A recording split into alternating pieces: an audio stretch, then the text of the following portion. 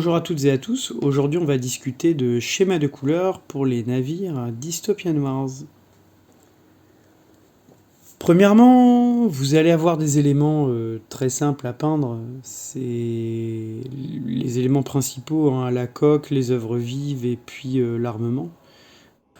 Le pont quant à lui occupe une certaine surface et puisque c'est un matériau noble, le bois qui est représenté, on va devoir soigner un petit peu son apparence et c'est un élément qui pose régulièrement problème, donc il y a plein de façons de le traiter. Alors par rapport au schéma de couleurs, ce qui est important pour moi c'est de raconter une histoire. Donc ici vous avez la Nuée d'Acier qui est une flotte russe.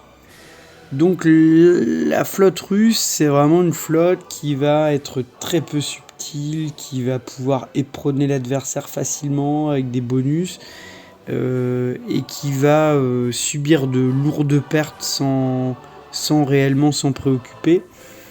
Moi, l'esprit me plaît beaucoup, hein, c'est quelque chose d'assez dynamique, et on est un petit peu dans je fonce à tout prix. Alors, sur le schéma de couleurs, moi ce qui m'a semblé évident, c'est que puisqu'on est dans une doctrine de combat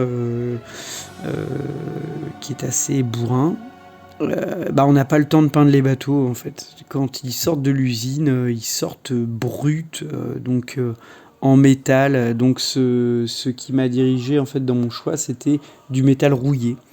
Donc une base de cuir rouge brossée en gunmetal avec un lavis pour le weathering. Le bois, donc un bois naturel tout à fait simpliste dans le rendu, hein. Très peu de marquage.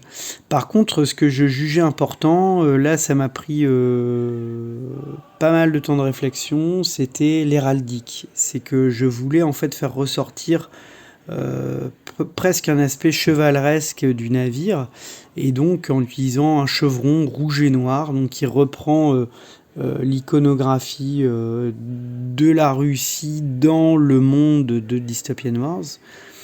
Et donc pour ce navire que j'ai peint récemment, j'ai conservé le drapeau de la V2 qui représente l'ours sur fond blanc.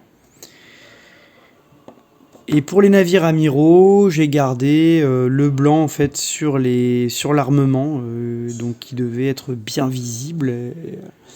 Voilà, donc ce qui fait que on a une figurine qui est rythmée dans les zones de couleurs différentes, hein, avec des contrastes forts entre le gris, le rouge, le noir, le blanc.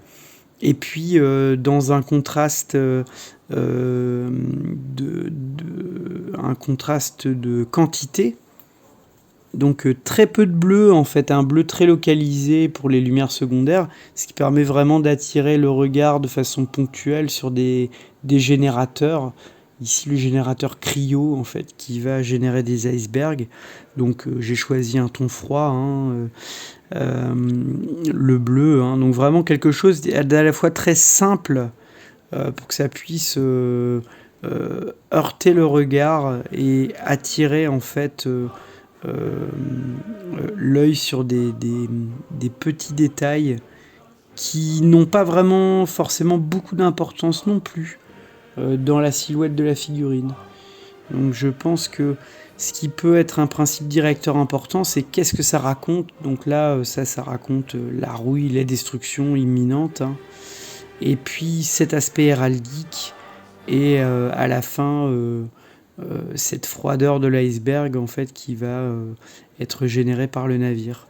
Donc ceci décliné sur des frégates plus simples, voilà, où le blanc n'apparaît pas, le noir n'apparaît qu'au niveau des cheminées. Si j'ai un conseil à vous donner, c'est faites le plus simple possible, hein, à plat, lavis, brossage. Pensez au weathering, c'est-à-dire pensez au vieillissement des figurines, peut-être un lavis marron qui va vieillir.